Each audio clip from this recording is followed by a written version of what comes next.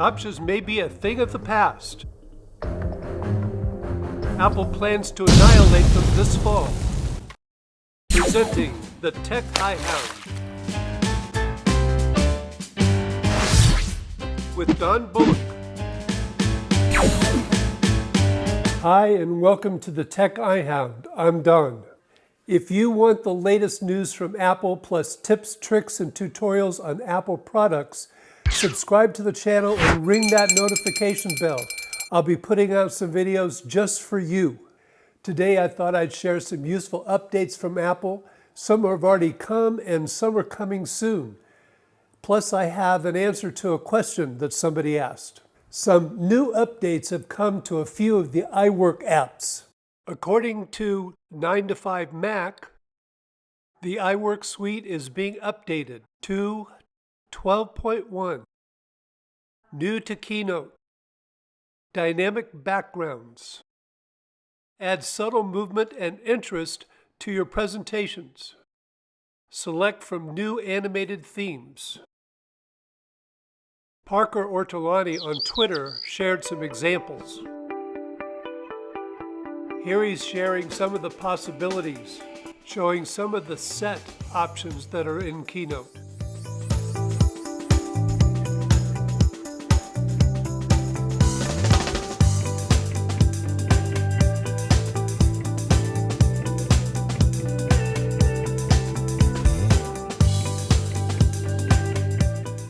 Here you can see the subtle movement that comes with these backgrounds. Later on Twitter, Parker shared how you can customize these dynamic backgrounds by changing sizes and colors and shapes. It looks like there's an infinite number of possible changes to all of these. I can already see myself spending a lot of time playing around with them.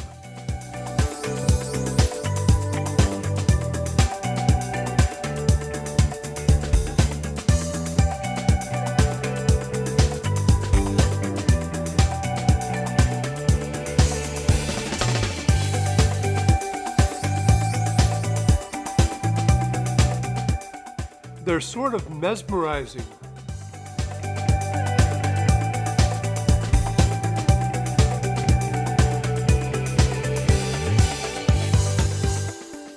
In a presentation, they may have the opposite effect of what you want. They may actually put an audience to sleep.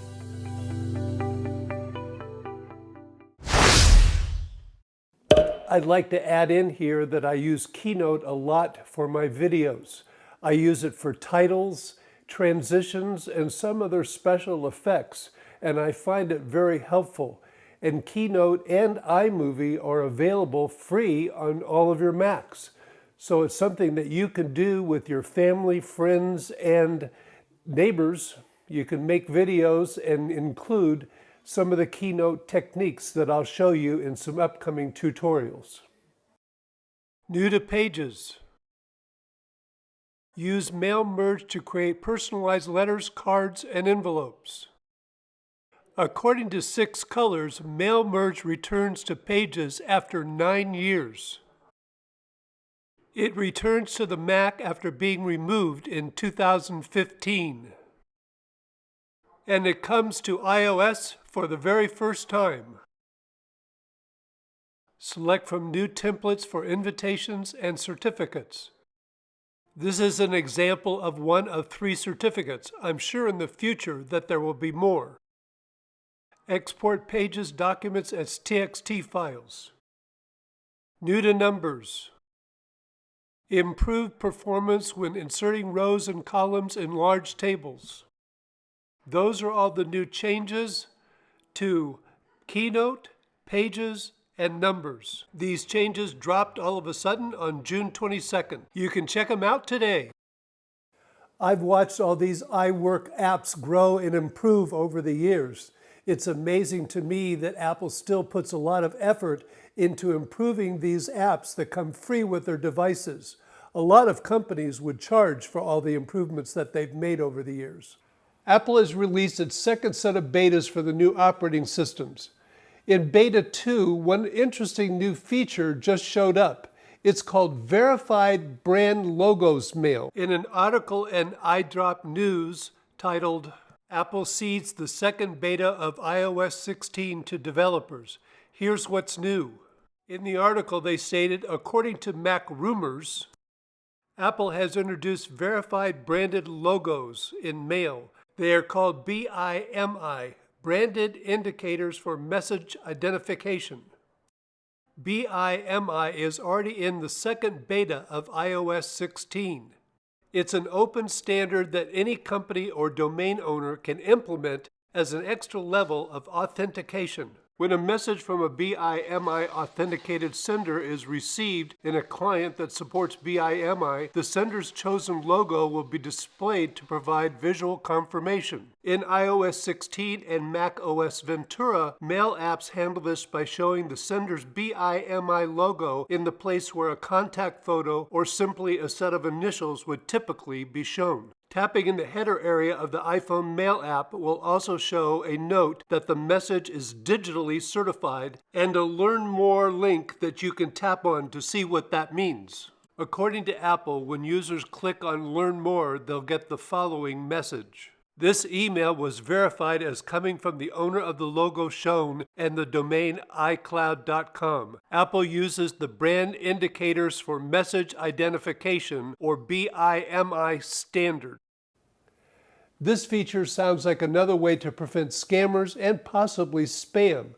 I can't count the number of times that I've received fake emails from companies. Something like this should help. This next update to Apple's operating systems is something I've been looking forward to, and I'm hoping that it's widely adopted. What are those CAPTCHA things? Is that a... Are you tired as I am of seeing these CAPTCHAs? I see these a lot on websites when I have to prove it's me and that I'm not a robot. Some, like this one, I have difficulty reading. Then come the pictures proving you're not a robot. This one, they say skip, so you have to read that and be careful. Then these have to verify. I can't tell you how many of these I've had to do. Well, according to The Verge, we won't have to do it much longer. iOS 16 will let us bypass CAPTCHAs on some apps and websites. This is a diagram on how it will work. Your device will send a private access token to the server instead of the CAPTCHA answer. This is very similar to passkeys that I explained in another video. Because I am not a robot! In response to my video, Is the Webcam Fixed? Just Bluefish Watch Reviews stated, great video, Don. I've been debating the studio display for my Mac Mini. To be honest, the webcam is only a mild importance, but it would be nice if it looked better. What do you think of the display as just a screen for your Mac? Does it look good and work well? First and foremost, the answer is yes. It's an outstanding display for my Mac. But I'm used to the iMac screen that I had that was also 5K. So for me to go backwards to 4K was not a great idea. I also edit video, and I want to see the quality of the video, and this shows me that. In addition, I edit photos, and again, I want the highest quality screen that I can to edit my photos. And this monitor does that for me. Now, I had thought of getting a Mac Mini before the Studio came out, and if I did, I was going to go to a place like Best Buy where I could see all the monitors that they have available and look at the quality there. And that's something that I might suggest, especially if you're not doing video or pictures, photographs that have to be really color graded and look great.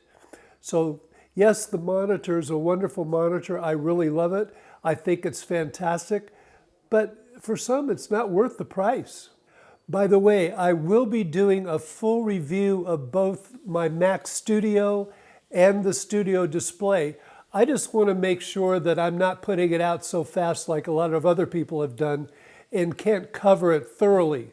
So I want to have plenty of experience with them, and I can compare this screen and compare what's going on here with my older iMac.